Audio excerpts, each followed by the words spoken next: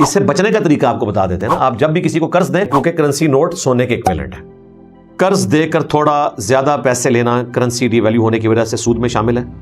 جی 100% سود میں شامل ہے. اس سے بچنے کا طریقہ آپ کو بتا دیتے ہیں. آج کی ڈیٹ میں سونے کا یہ ریٹ ہے, تم نے گویا کہ مجھ سے سونا لیا ہے. اور یہ بات درست ہے, اگرچہ آپ اس کو کرنسی نوٹ بھی دے رہے ہیں, کیونکہ کرنسی نوٹ سونے کے ایکویلنٹ ہے. تو جس طرح آج کل آلموسٹ کوئی میرا خیال ہے 4.25 لاکھ روپے تولہ ہے سونا, اس کو آپ بینچ مارک رکھتے ہوئے آپ اگر کسی کو 1 لاکھ روپیہ دے رہے ہیں تو کہیں کہ جی دیکھیں اس سے اتنا سونا خریدا جا سکتا ہے, جب بھی مجھے واپس کرو گے اتنی رقم کرنی ہے کہ اتنا سونا خریدا جا سکے, تو ڈی ویلیو ہونا کور ہو جائے گا. پرانے زمانے میں یہ نہیں ہوتا تھا, ظاہر ہے اس وقت انٹرنسک ویلیو اور فیس ویلیو ایک ہوتی تھی. وہ جو سونے اور چاندی کا سکہ ہے وہ پوری دنیا میں تول کر ایک ہی ریٹ رکھتا تھا, لیکن آج کاغذ کے نوٹ کی وہ والی ویلیو نہیں ہے.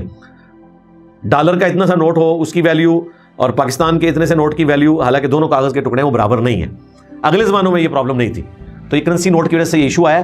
تو اس سے بچنے کا طریقہ یہ ہے کہ آپ یا تو ڈالرز کے اعتبار سے کسی کے ساتھ لین دین کا معاملہ کر لیں یا سونے کے ایکویلنٹ. باقی اس طریقے سے ڈی ویلیو کر کے پیسے کے بدلے پیسہ لینا وہ سود کی کیٹیگری میں جائے گا.